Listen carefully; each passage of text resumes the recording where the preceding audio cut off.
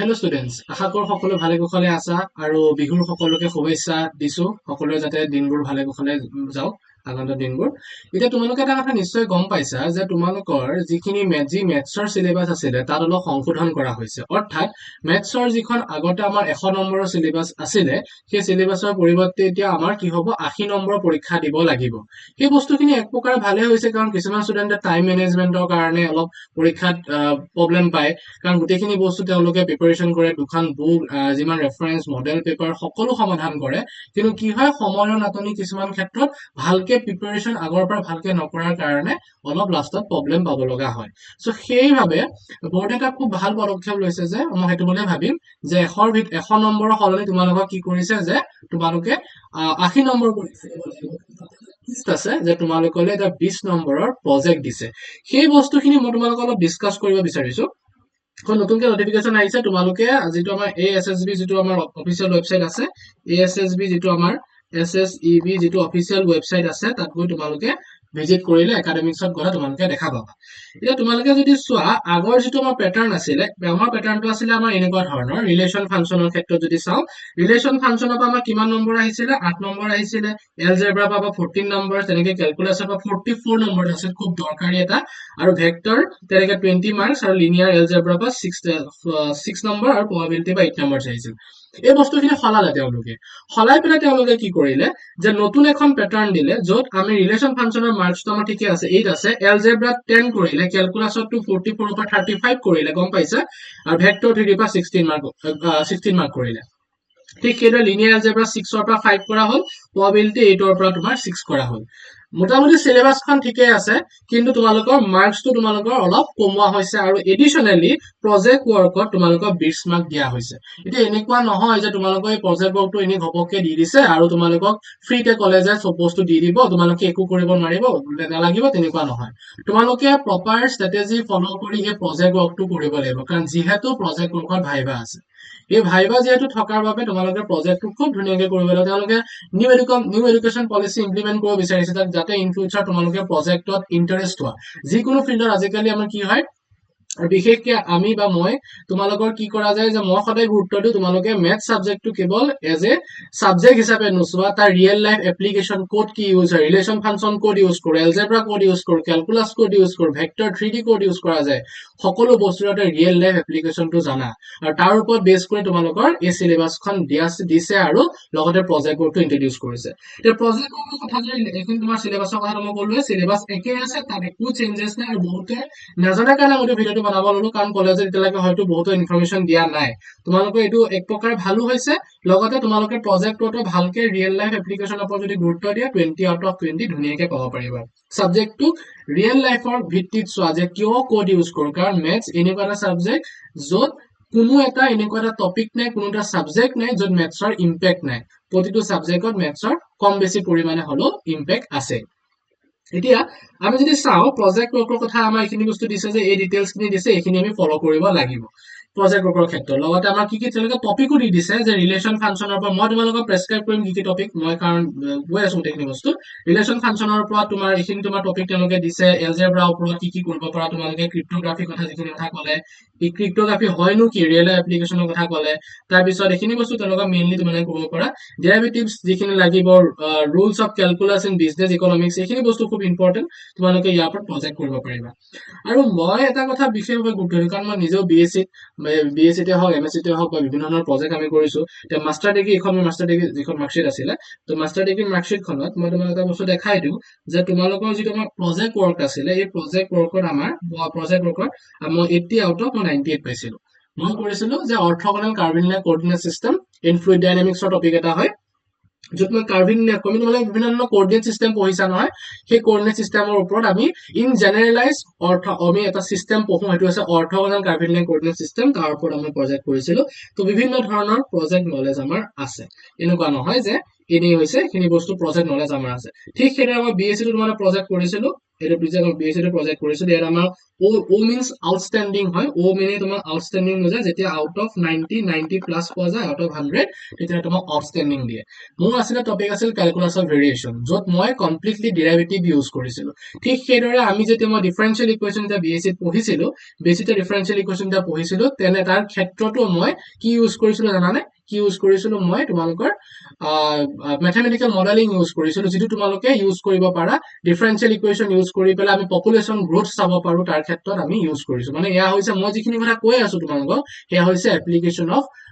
তোমাৰ ডিৰাইভেটিভছ তোমালোকে এইখিনি বস্তু ইউজ কৰিব পাৰা প্ৰজেক্টৰ ওপৰত যিহেতু আমি কৰি আহিছো মই যিখিনি কাৰণ এইখিনি প্ৰজেক্টৰ ওপৰত বিভিন্ন যিখিনি টপিক মই কৈছো তাৰ ওপৰত অলৰেডি কৰা হৈ আছে তো ভালখিনি তোমালোকৰ নলেজ আছে বা তোমালোককো সেইখিনি বস্তু মই প্ৰেছক্ৰাইব কৰিব পাৰিম যে তোমালোকেও এই টপিকবিলাক ভালদৰে কৰা খুব ধুনীয়াকে প্ৰেজেন্ট কৰিলে ইন ফিউচাৰ তোমালোকে কাৰণ যেনেকে আমি তেনেকে মেইনলি ৰিচাৰ্চৰ ওপৰত গুৰুত্ব দিছে যে তোমালোকে এইখিনি বস্তু কৰা প্ৰজেক্ট এটা বনোৱা তাৰ ৰিয়েল লাইফ এপ্লিকেশ্যন খিনি মানুহক জনোৱা যে কিয়ত কেনেকে হয় আমি কেনেকে ইয়াত ইউজ কৰিব পৰা যে এই সকলো বস্তুৰ ওপৰত তেওঁলোকে গুৰুত্ব দিছে লাষ্টত তোমালোকে বিব্লিঅগ্ৰাফি দিব লাগিব অৰ্থাৎ ৰেফাৰেঞ্চ বিব্লিঅগ্ৰাফি মিনছ ক'ৰ পৰা তোমালোকে বস্তুখিনি লৈছা অল ডিটেইলছ তোমালোকে তাত ইনক্লুড কৰিব লাগিব ৰেফাৰেঞ্চ আৰু বিব্লিঅগ্ৰাফি ডিফাৰেঞ্চ এটা আছে ৰেফাৰেঞ্চ কেৱল পাৰ্টিকুলাৰ আমি কিছুমান বস্তু দিওঁ বিব্লিঅগ্ৰাফি আমি গোটেই হোল ডিটেইলছ আমি ক'ৰ পৰা কি লৈছো সকলো অল ডিটেইলছ তুমি ইয়াত ইনক্লুড কৰি দিব লাগিব আৰু তেনেকুৱা যদি মই চাব বিচাৰো মই তোমাক সাজেষ্টেড কেইটামান প্ৰজেক্ট দিওঁ যে সাজেষ্টেড প্ৰজেক্ট তোমালোকে কি চাব পাৰা real life application functions and তোমাক কি চাব পাৰা relation and function in day to day লাইফত আমি ফাংচন ৰিলেশ্যন ক'ত ইউজ কৰো তেনেকে এপ্লিকেশ্যনৰ মেট্ৰাইচিছ মই এটা ভিডিঅ' দিছিলো যে মেট্ৰাইচিছৰ এপ্লিকেশ্যন কৈছিলো যে ক'ত কেনেকে ইউজ কৰা যায় ডিটাৰমিনেণ্ট আমি এৰিয়া উলিয়াবলৈ ইউজ কৰো মেট্ৰাইচিছৰ বিভিন্ন ধৰণৰ মই এটা ভিডিঅ'ৰ সহকাৰে সকলো দিছিলো যে এইখিনি মেট্ৰাইচিছ আছে আমি তাত বিভিন্ন ধৰণৰ আমি কামত মেট্ৰাইচিছ ইউজ কৰা যায় চ' তাৰ এপ্লিকেশ্যন তোমালোকৰ আছে তাৰ যিকোনো এটা তোমালোকৰ টপিক লৈ মেট্ৰাইচিছ কৰিব পাৰিবা ক্ৰিপ্টোগ্ৰাফি ইউজিং মেট্ৰাইচিছ ডিটাৰমিনেণ্ট তাৰ মানে কি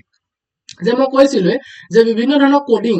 আমি কিছুমান সিক্ৰেট কোড আমি কি কৰিব লগা হয় আমি বহুত ক্ষেত্ৰত সিক্ৰেট কোড আমি পঠিয়াব লগা হয় সো মেট্ৰাইচিছ ইউজ কৰি ডিটাৰমিনেণ্ট ইউজ কৰি পেলাই সেই কোডিং খিনি ডিকোড কৰিব পৰা যায় ক্ৰিপ্টোগ্ৰাফিৰ ক্ষেত্ৰত তো ক্ৰিপ্টোগ্ৰাফি ইউজিং মেট্ৰাইচিছ ডিটাৰমিনেণ্ট আমি ধুনীয়াকৈ কৰিব পৰা যায় এৰিয়া তোমালোকে area bounded by the using integrals ইন্টিগ্ৰেলৰ কথা যদি মই ক'ব বিচাৰো তোমালোকে এতিয়া অকণ হায়াৰ কৰিব বিচাৰা যে কেৱল ফাৰ্ষ্ট ইন্টিগ্ৰেল নকৰি সেকেন্ড ইন্টিগ্ৰেলনো কি হয় অকণমান যদি এডভান্সকে শিকা বা থাৰ্ড ইন্টিগ্ৰেলনো কি হয় ত্ৰিবল ইন্টিগ্ৰেশ্যন কি হয় সাৰফেস ইন্টিগ্ৰেশ্যন কি হয় ভলিউম ইন্টিগ্ৰেশ্যন কি হয় তো তাৰ ক্ষেত্ৰতো তোমালোকে এৰিয়া উলিয়াব পাৰিবা সাৰফেস এৰিয়া উলিয়াব পাৰিবা সেইখিনি বস্তু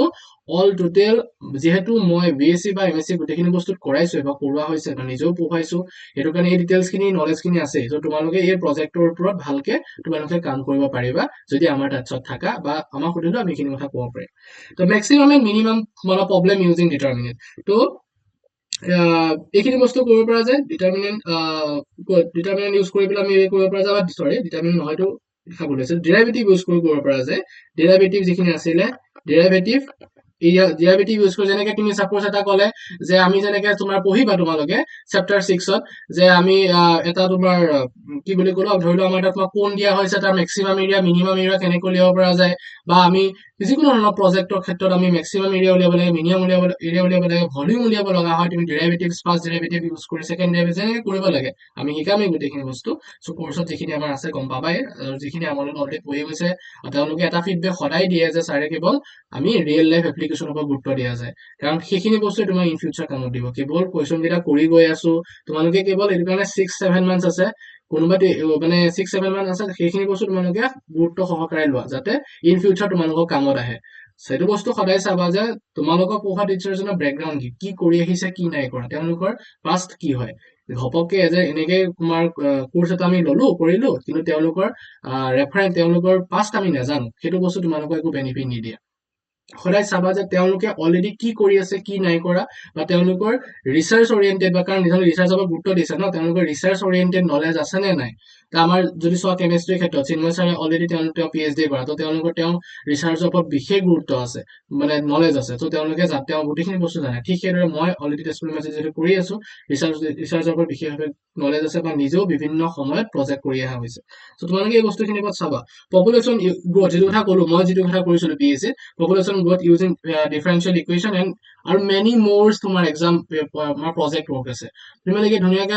এখন চিটি ললা তাৰ পপুলেশ্যন গ্ৰথ ষ্টাডি কৰিব লাগে ডিফাৰেন্সিয়েল ইকুৱেশ্যন ইউজ কৰি ডাটা এনালাইচিছ কৰি পেলাই ধুনীয়াকৈ কৰিব পৰা যায় এইখিনি বস্তু হৈছে তোমালোকৰ প্ৰজেক্টৰ ওপৰত মই যিখিনি কথা ক'লো মাৰ্কছ ডিষ্ট্ৰিবিউশ্যন যিখিনি দিয়া হৈছে একো চেঞ্জেছ অহা নাই যিখিনি আছে সেইখিনিয়ে আছে খালি তোমালোকে ফাৰ্ষ্টৰ পৰা এই 6 মাহ 7 মাহ এণ্টাৰটেইনমেণ্ট বস্তুটো ছেপাৰেটলি ৰাখি নিজৰ পঢ়াত ভালকে যদি ফ'কাছ কৰা এটা গুড ৰিজাল্ট তোমালোকে কৰিব পাৰিবা দুইটা বস্তু মিক্স আপ কৰিব নাযাবা 6 to 7 মান্থ যিখিনি সময় আছে আমি কওঁহে এবছৰ নহয় 7 মাহ মান তোমালোকে সময় পোৱা ভালকে ষ্টাডি কৰিব ৰিভিজনৰ কাৰণেতো লাগিবই এই সময়খিনি ভালকে নিজে ইউটিলাইজ কৰা লগতে আমাৰ অলৰেডি তোমাৰ চেণ্টাৰত আমাৰ ক্লাছবিলাক আৰম্ভ কৰিছে সকলোৱে জানে আমাৰ নগাঁও মহৰ্ষি টিউটৰিয়েল চেণ্টাৰ নগাঁৱত আছে সকলো বস্তু ক্লাছ আৰম্ভ হৈছে লগতে আমাৰ যিটো আমাৰ ইনফাইনাইট মেথছ বেচ আছে এবাৰ ছেকেণ্ড নম্বৰ টাইম আমি অনলাইন বেচ ষ্টাডি কৰিছো আৰু ফাৰ্ষ্ট বেচৰ এটাই ফিডবেক যে ছাৰে কেৱল কনচেপ্ট ক্ৰিয়েটিভ ওপৰত গুৰুত্ব দিয়ে ছাৰে কেৱল ৰিয়েল লাইফ এপ্লিকেশ্যনৰ ওপৰত গুৰুত্ব দিয়ে সেই বস্তুখিনি তোমালোকে ইন ফিউচাৰ কামত দিবা আৰু মই যিটো বস্তু ভাবি আছিলো সেই বস্তুটোৱে বৰ্ডে ইন্ট্ৰডিউচ কৰিছে যে 80 মাৰ্কছ দিম লগতে 20 মাৰ্কছ প্ৰজেক্ট দিম যিয়ে তোমালোকক ইন ফিউচাৰ হেল্প কৰিব ইন এনি ফিল্ডত তুমি ৰিচাৰ্চ কৰিব ক্ষেত্ৰত বা আজিকালি যিকোনো চেক্টৰত তুমি প্ৰজেক্ট বনাবই লাগিব প্ৰেজেন্টেশ্যন দিবই লাগিব তুমি ভালকে নিজকে প্ৰেজেন্ট কৰিব লাগিব কাৰণ মাৰ্কছ যিমান লাগিব তোমাক সেই একে পৰ্যায়ত তোমাৰ নলেজ লাগিব নলেজে মেটাৰ কৰিব তুমি কিমান এফিচিয়েণ্ট যিকোনো ফিল্ডত এক্সিষ্ট কৰিবৰ কাৰণে চ' থেংক ইউ ভেৰি মাছ আজি মই এইখিনি বস্তু তোমালোকক ডিটেইলছ জনাই দিলো যে প্ৰজেক্ট কি দিলে সিলেবাসত একো চেঞ্জেছ অহা নাই সিলেবাস আছে মই নিজৰ ফিল্ডৰ কথাখিনি ক'লো মইনো কি কৰিলো প্ৰজেক্টৰ কথা সেইটো কথা ক'লো তো এইখিনি বস্তু তোমালোকে ভালদৰে চাওঁ আৰু যদি এনি তোমাৰ প্ৰব্লেম থাকে কিবা কুৱেশ্যন থাকিলে আমাক জনাবা আৰু আমাৰ যিটো এই ভিডিঅ' ডেছক্ৰিপশ্যনত তোমাৰ আমাৰ হোৱাটছএপ গ্ৰুপৰ লিংকটো দিয়া থাকিব তাত তোমালোকে জইন হ'ব পাৰিবা সকলো ডিটেইলছ তোমালোকে ইয়াত পাবা তোমাৰ আমাৰ প্ৰজেক্ট ৰিলেটেড হওক যিকোনো ইনফৰমেশ্যন তোমালোকে তাত পাবা সকলো ধৰণৰ থেংক ইউ ভেৰি মাছ